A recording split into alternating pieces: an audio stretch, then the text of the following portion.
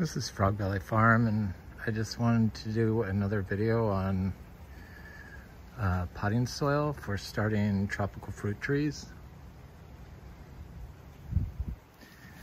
And this is my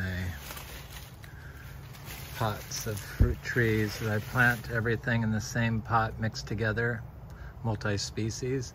And 3 of these are compost. And this is the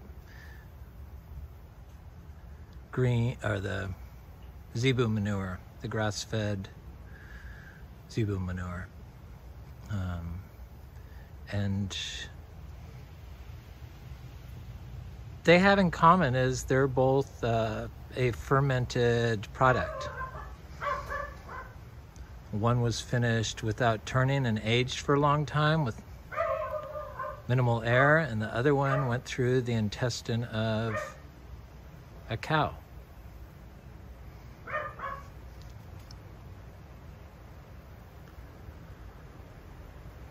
Another fermented product that works as a potting soil is peat. It develops underwater without air. So all 3 of those are excellent potting soils to start seeds in. Humus, same thing. It's a finished product. There's no more degrading to happen, or very minimal. Maybe in the compost because it has some active organic matter in there, but you could take that out. So all of them, water can move through them. They don't hold water. They hold water, but it passes right through them. They don't it just picks it up like a wick. The soil doesn't break down.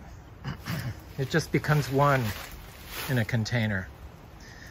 And that's why you're able to have pots that have holes in the bottom, and then you just fertilize in a tray of water.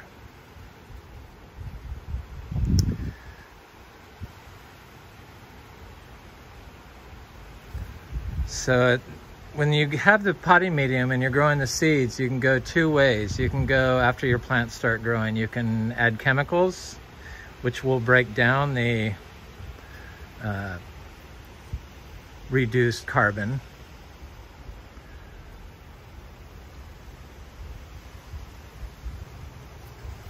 Or you can just start using biologicals. So compost tea in a bag, or compost, a reduced quality compost, biodynamic compost in a tea bag or in a painter's strainer in the water, or done foliarly, is excellent. And that reduced carbon soil basically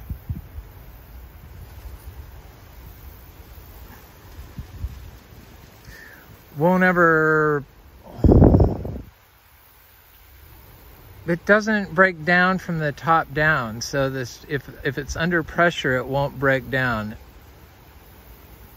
Sure, if you pushed on it and squeezed it down, you could. But if you put it in there and you have the living roots from your plants growing in it,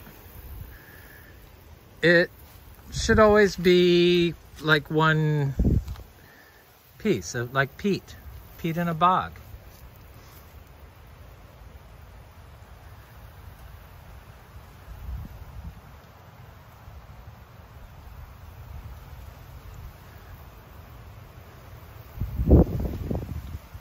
I'm so glad I finally figured out what's going on in these pots and why I don't have to water them if there's holes in the bottom and there's, you know, the ground is damp. Because they act as a wick, and it just will distribute the water evenly throughout the reduced carbon soil in your pot. There's one other potting soil that everyone uses, cocoa coir, and that's not a reduced product.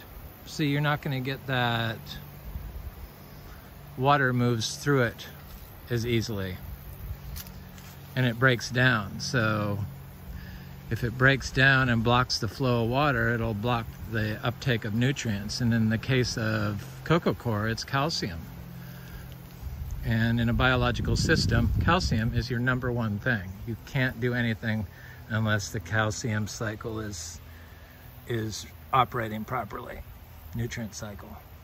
Anyway, I just wanted to talk about potting soils one more time because I feel like I finally understand it